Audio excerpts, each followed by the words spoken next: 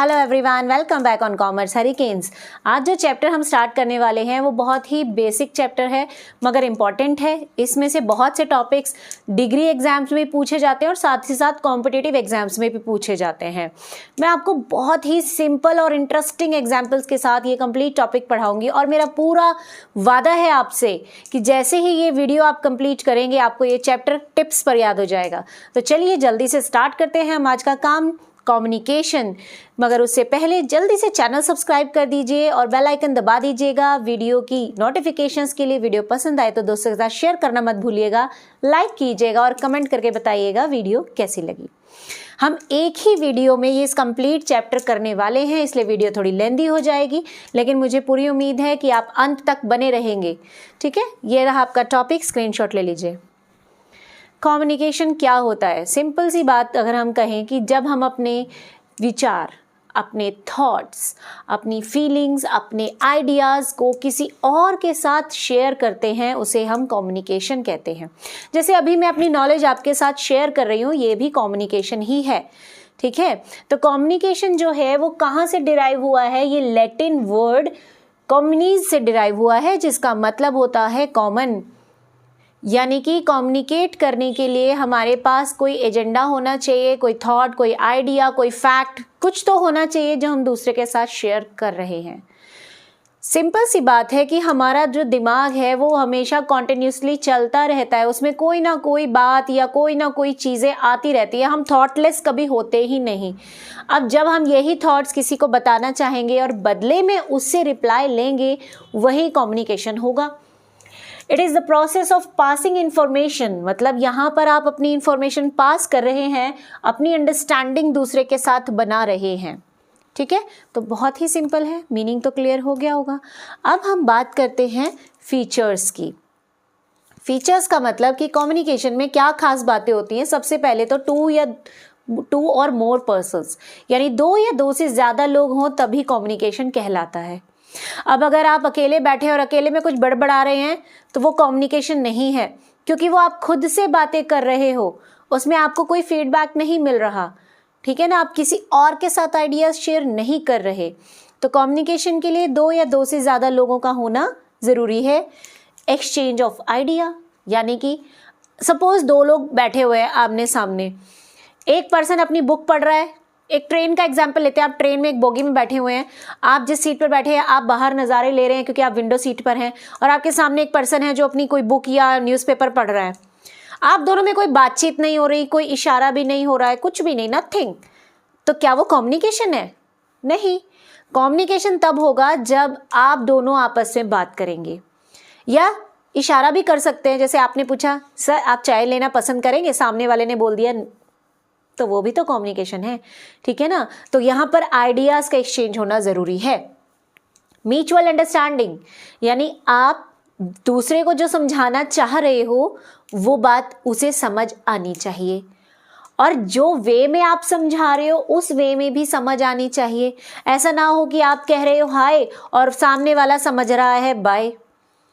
यानी कि mutual understanding होनी ज़रूरी है। जो बात आप समझाना चाहते हो सामने वाला एग्जैक्ट वही बात समझ ले, तभी कम्युनिकेशन होता है।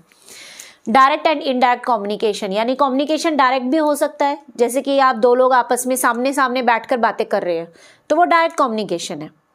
लेकिन अगर आप किसी के थ्रू बात अपना मैसेज पहुँचा रहे हैं, ठीक है, या आप ईमेल या टेलीफोन के जरिए आप बात कर रहे हो, तो वो इनडायरेक्ट हो जाएगा क्योंकि आप फेस टू फेस में नहीं हैं।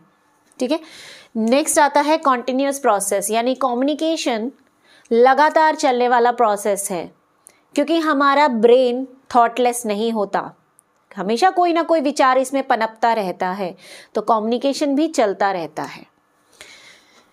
Use of words as well as symbol, communication में एक खास बात है कि यहाँ पर हम शब्दों के साथ इशारों को भी काउंट करते हैं, इशारों को भी हम कम्युनिकेशन कहते हैं।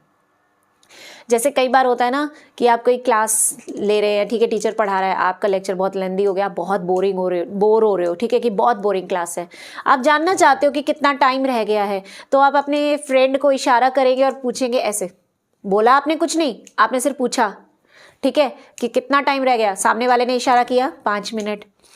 इट मीन्स कि आपने इशारों इशारों में अपनी बात सामने वाले को समझाई और उसने आपको फीडबैक दे भी दिया, तो यहाँ पर वर्ड्स के साथ आप सिंबल्स का भी इस्तेमाल कर सकते हो कम्युनिकेशन करने के लिए।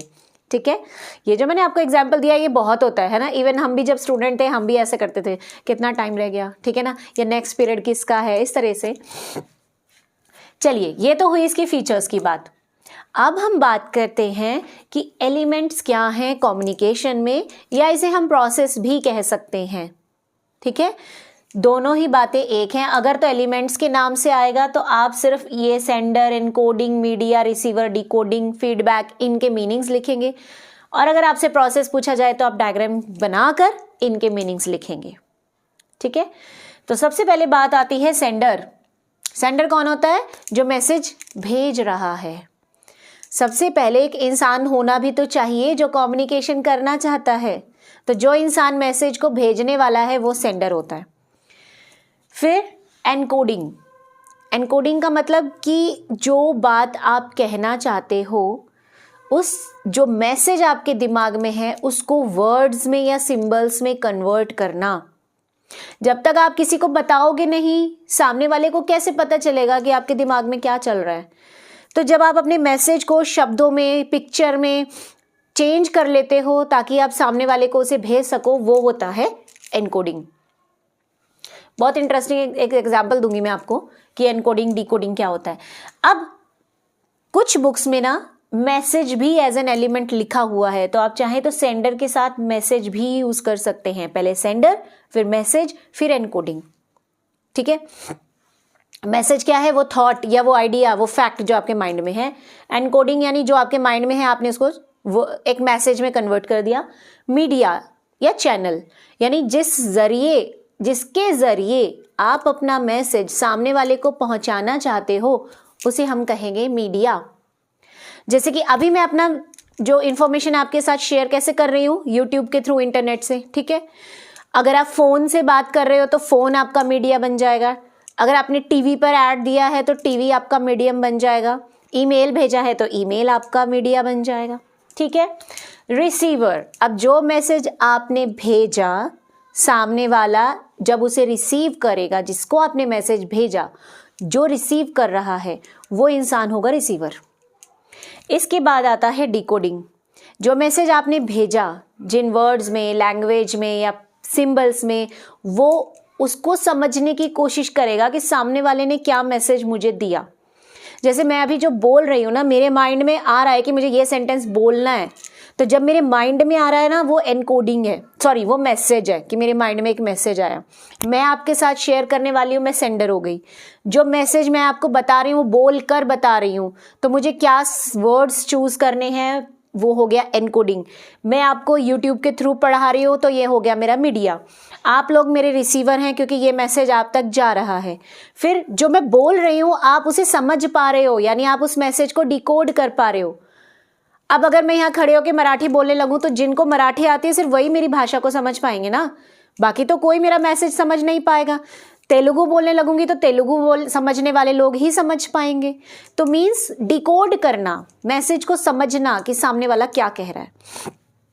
इसके बाद आता है फीडबैक। जब आप समझ जाते हो तो आप रिप्लाई करते हो सेंडर को कि हाँ मैं समझ गया। अगर उसने कोई क्वेश्चन पूछा है तो आप उसके आंसर देते हैं, या आप ओके कहते हैं, या अगर आपका कोई डाउट है वो पूछते हैं। जैसे आप लोग कमेंट सेक्शन में मुझसे बात करते हैं तो वो आपका फीडबैक है। ठीक है, और फीडबैक पहुंचता है सेंडर के पास, है ना, कितना सिंपल। अब यहाँ एक मैंने बनाया है नॉइस। नॉइस का मतलब शोर, रुकावट।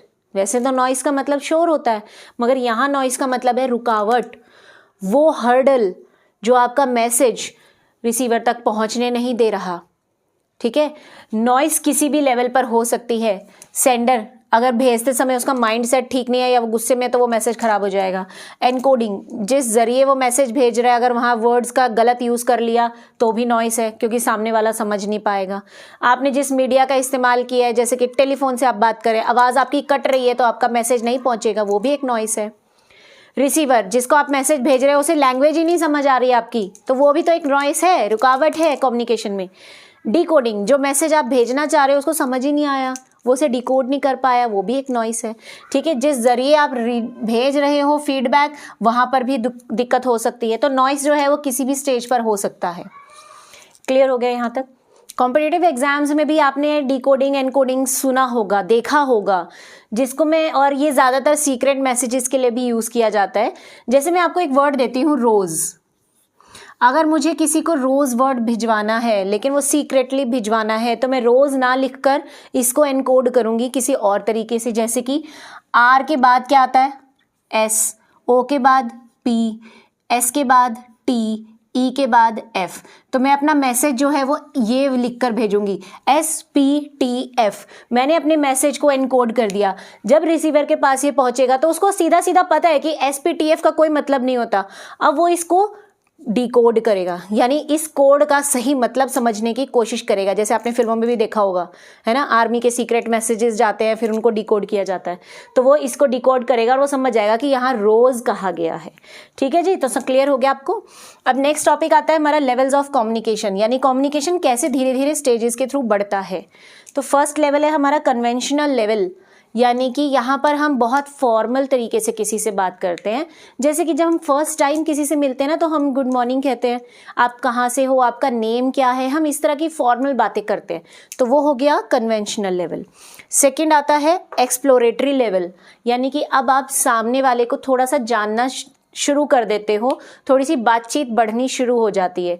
जैसे कि जब आप पहली बार किसी के घर जाते हो तो आप बहुत फॉर्मल हो जाते हो, आप करके बात करते हो, बड़े तमीज़ से बैठते हो, बात बहुत सोच समझ के करते हो। फिर जब आप रेगुलरली 10-15 दिन मिल चुके होते हो, फिर आप थोड़ा सा उनके साथ खुल जाते हो और थोड़ा सा अपने बारे में भी बताते हो और उनके बारे में और जानने की कोशिश करते हो।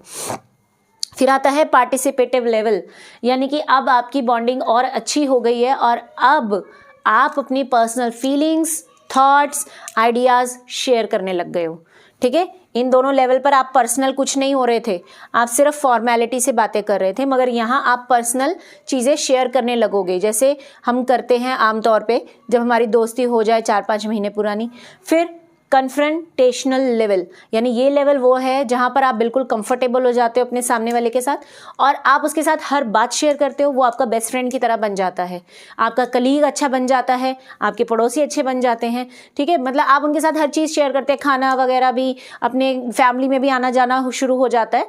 तो ये है आपका टोटली इनफॉर्मल हो जाते हो आप यहाँ पर। तो ये सबसे इनफॉर्मल लेवल है और ये वाला सबसे फॉर्मल लेवल है कम्युनिकेशन का। ठीक है, अब हम बहुत इंपॉर्टेंट टॉपिक करेंगे जिसका नाम है बैरियर्स टू इफेक्टिव कम्युनिकेशन। इस टॉपिक पे तो बहुत बार क्वेश्चन आता है। ये रहा आपका टॉपिक, स्क्रीनशॉट ले लीजिए।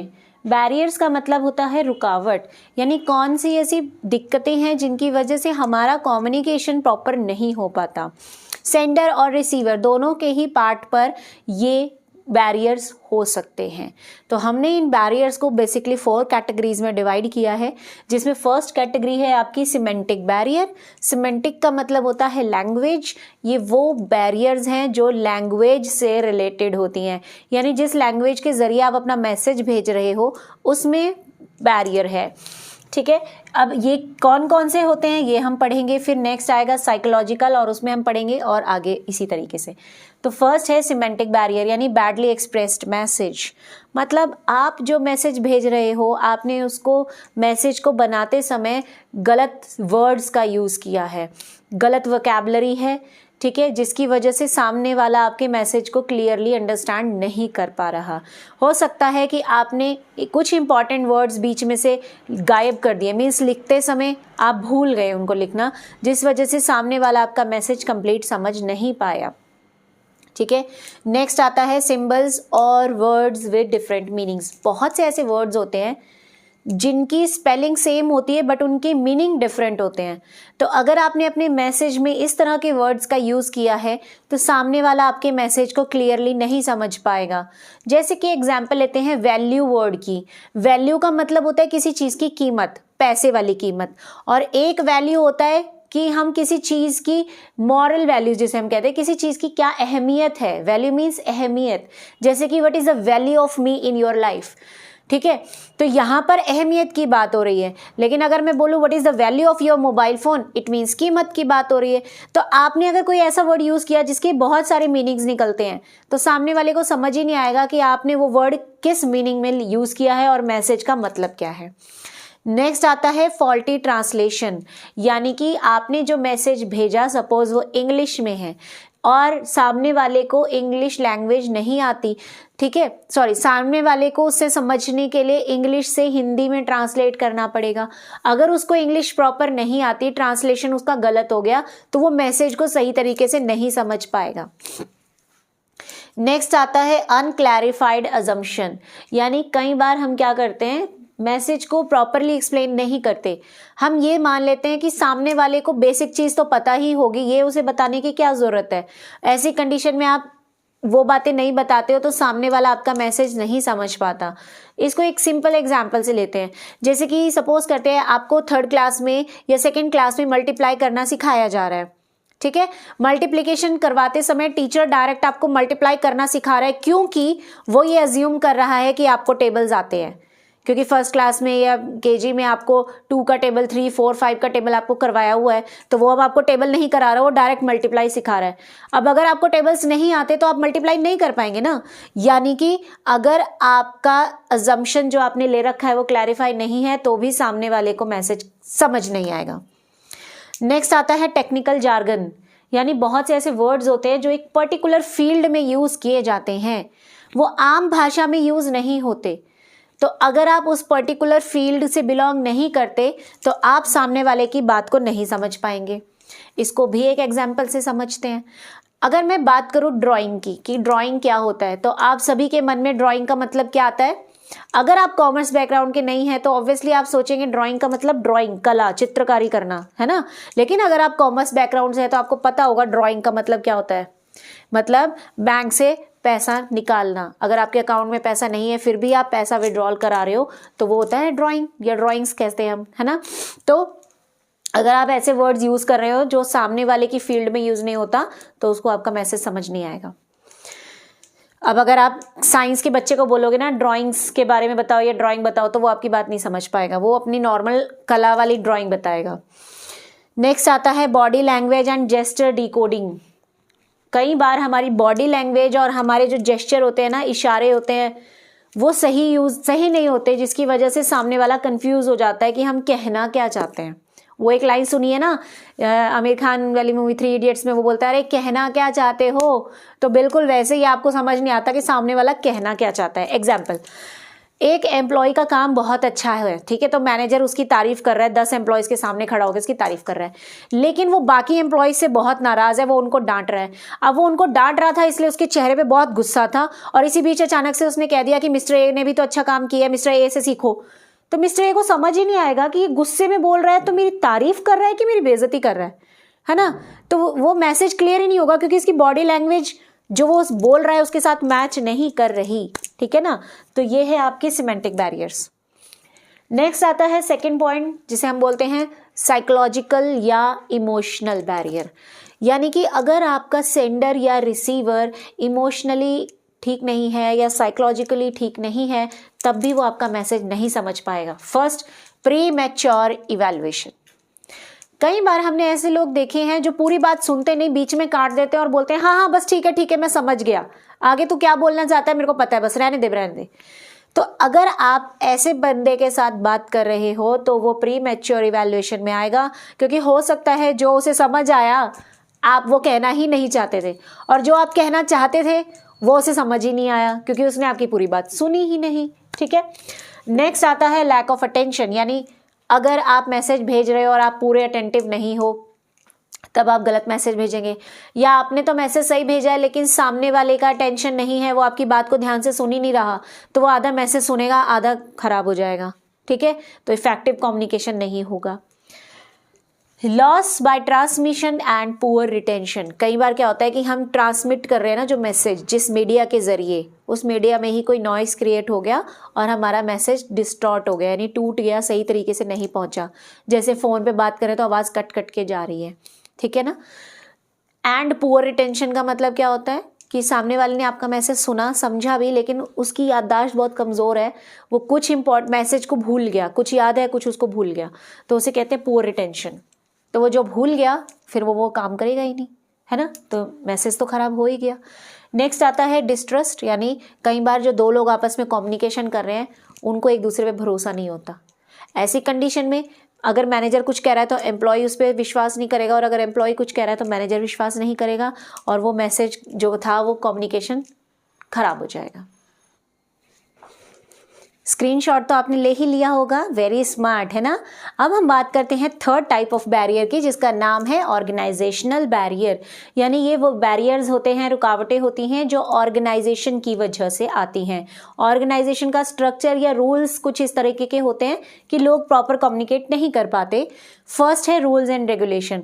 अगर छोटी छोटी बातें शेयर करने के लिए भी आपको प्रॉपर रूल्स फॉलो करने पड़ेंगे या रेगुलेशंस के अकॉर्डिंग चलना पड़ेगा, तो कम्युनिकेशन सही तरीके से नहीं होगा। स्केलर चेन सभी ने पढ़ा होगा, है ना। स्केलर चेन में क्या था, एक प्रॉपर रूट यूज़ किया जाता था कम्युनिकेट करने के लिए। तो ऐसी कंडीशन में मैसेज डिले हो जाता था या मैसेज खराब हो जाता था, उसमें दो बातें जोड़ दी जाती थी या उस मैसेज से दो बातें हटा दी जाती थी, है ना।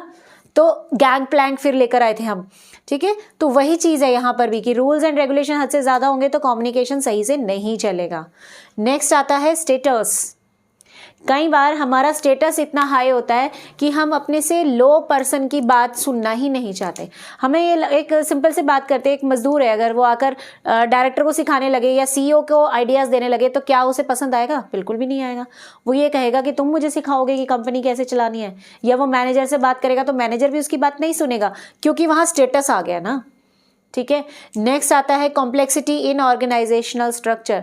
अगर आपकी कंपनी का स्ट्रक्चर बहुत कॉम्प्लेक्स है, यानी बहुत सारे डिपार्टमेंट्स हैं उसमें, बहुत सारे लेवल्स हैं उसमें, तो कम्युनिकेशन में ऑब्वियसली दिक्कत आएगी।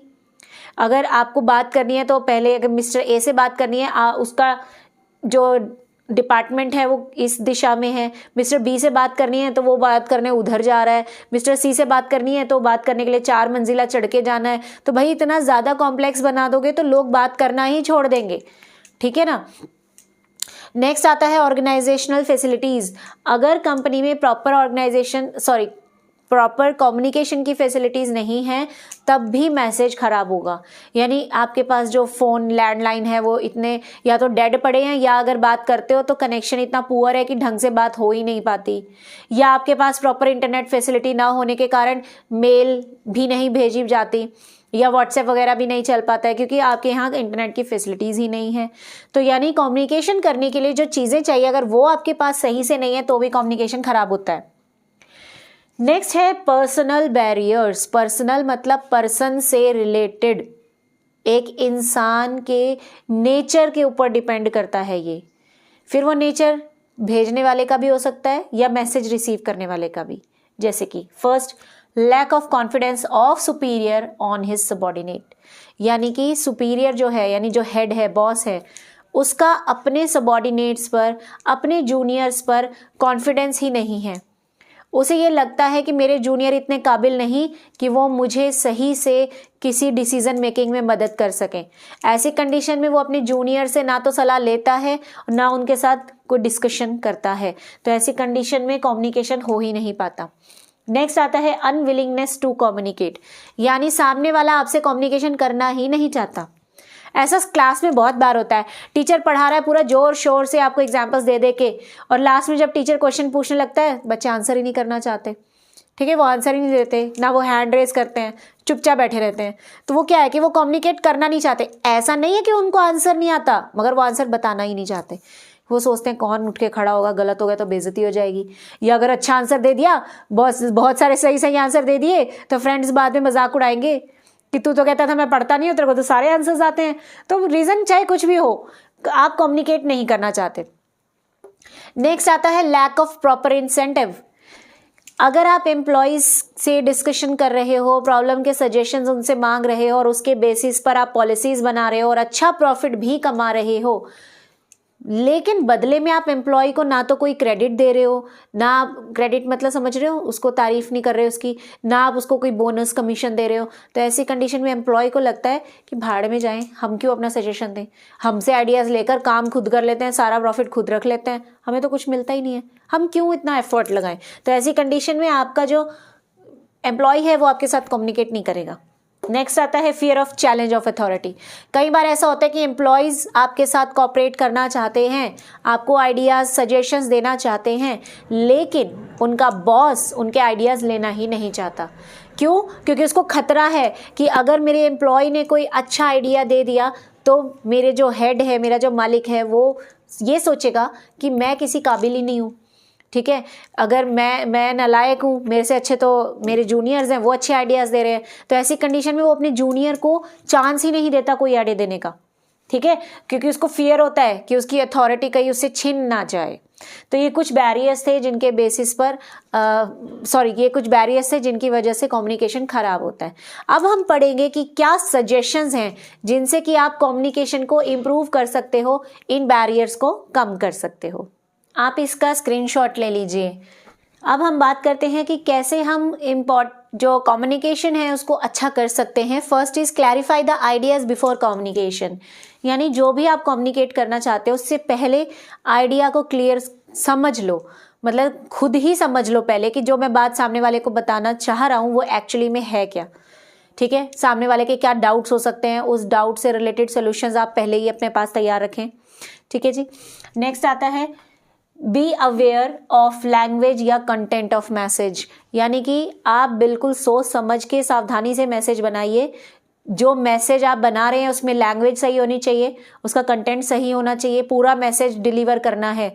ऐसा ना हो कि आप किसी को इनवाइट कर रहे हैं और इनविटेशन में सब कुछ बता दिया लेकिन जगह बताई ही नहीं कि कहाँ आना है, तो वो इफेक्टिव कम्युनिकेशन नहीं होगा। ठीक है। नेक्स्ट आता है बी अ गुड लिसनर, यानी कि दूसरों को मैसेज देने से पहले, बात बताने से पहले उनकी बात को सुनना भी सीखें। ये ना हो कि मैनेजर बस अपनी अपनी बात बोल के चला गया लेकिन एम्प्लॉयज़ की प्रॉब्लम को उसने सुना ही नहीं। ठीक है, ऐसा नहीं होना चाहिए। कम्युनिकेशन 2 वे हो तो ज़्यादा बेटर रहता है। 2 वे कम्युनिकेशन में हमें पता लगता है कि सामने वाले की क्या प्रॉब्लम्स हैं, फिर हम उनके सोल्यूशन भी उन्हें दे सकते हैं। फीडबैक ज़रूरी होता है। Follow up communication, follow up communication का मतलब ऐसा नहीं होना चाहिए कि आपने मैसेज दे दिया तो आपका काम खत्म है। आपको रेगुलर चेक भी करना चाहिए कि जो मैंने मैसेज भेजा है उसके अकॉर्डिंग काम हो रहा है कि नहीं हो रहा है। एंश्योर प्रॉपर फीडबैक, यानी हमेशा अपने एम्प्लॉय से फीडबैक लेते रहिए कि उन्हें क्या समझ आया है, कैसे समझ आया है, कोई प्रॉब्लम अगर उन्हें है तो वो क्या है, कोई डाउट्स हैं अगर तो वो डाउट्स क्लियर कीजिए उनके। ठीक है, फीडबैक के बिना कम्युनिकेशन अधूरा है।